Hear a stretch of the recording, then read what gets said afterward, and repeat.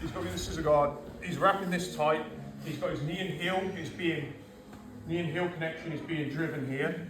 He doesn't want to let me step in the middle. I want to step in the middle. He doesn't want to let me step in the middle. If you watch that match that we were talking about yesterday, I put in the group, the guy had butterfly hooks the whole time. Why does he have butterfly hooks the whole time? Or was trying to? Tries to defend the middle. What you saw AZ trying to do was go around the outside, which is not wrong, but it's kind of like and he was getting like half guard and things like this, but when you watch it, everything like got half guard, the guy was trying to underhook and trying to get back to like full guard.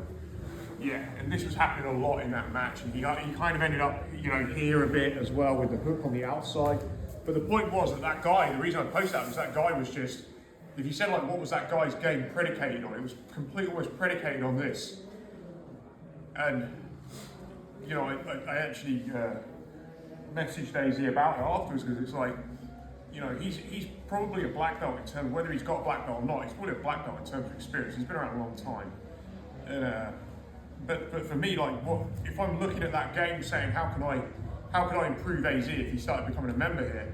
It's like, well, the first thing is I want to get here all the time. I want him getting used to playing in here, in this position, because that's the first thing, is take away the guy's first principle.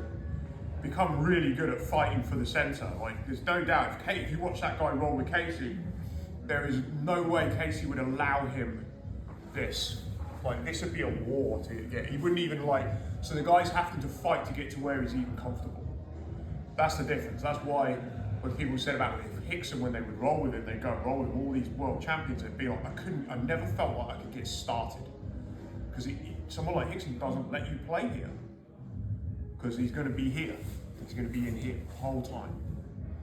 And then hell's coming, because he's coming through the middle, and you've then got to defend the middle, and then the outside opens up and the underpasses open up. Whereas if I'm here, I can only go around the outside. If I accept this, if I let him play here, I can only go around the outside. Yeah. So this is it's super important, because even in the scissor guard, this game is going on. This game is going on. It's in here. So I want to get my knee in the middle, but every time I'm trying to get my knee in the middle here, what I find is that he can lift his hip, and this is a nightmare. If he does this properly, it doesn't matter what level you are, this is a nightmare. Because he's connected, he's on here, and every time I go to step my knee up, it's like I'm carrying so much weight, it's ridiculous.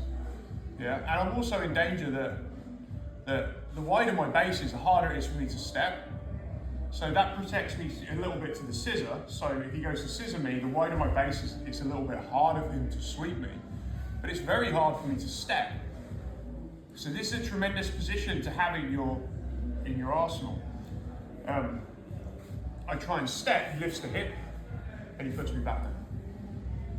So let's just make sure everybody's got that down, and then we're going to come into me coming back to open everything up. So I'm actually going to be rolling the hip for those of you. So rather than me trying to step here, I start basically forming a base over here. Sweep me here. I've changed the angle, and from here I do my step, and now we're coming back in. Yeah, that's what we're going to cover. So let's just give that a go.